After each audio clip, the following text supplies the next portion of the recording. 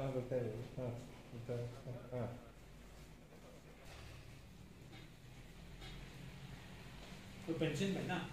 नवरंगपुर जिला सांबादिक संघ यूनियन ओइजे तरफ आज एक दाबीपत्र माननीय जिलापाल जरिया मुख्यमंत्री उद्देश्य आज प्रदान करूँ। आम विभिन्न समय राज्य ओइजे संघ तरफ विभिन्न समय मुख्यमंत्री निकट में दाबी उपस्थापना करा जायतिला एवं नूतन सरकार जे कि मोहन माझी सरकार निकट में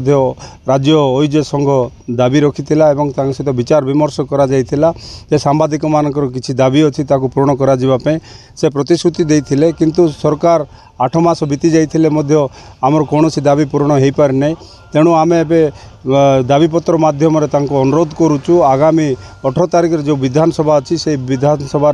आम मानकर दाबी उपस्थापना हो एवं जो दाबी गुड़ाक रहा तार मुख्यतः रहा आमर जो अवसर प्राप्त सांबादिक मानक मासिक 20,000 टंकार सांबादिक मानक पेंशन दि जाऊ एवं द्वितीयतः सांबादिक आईन जोटा प्रणयन करा जाऊ एवं जोटा कि आज की 16 वर्ष है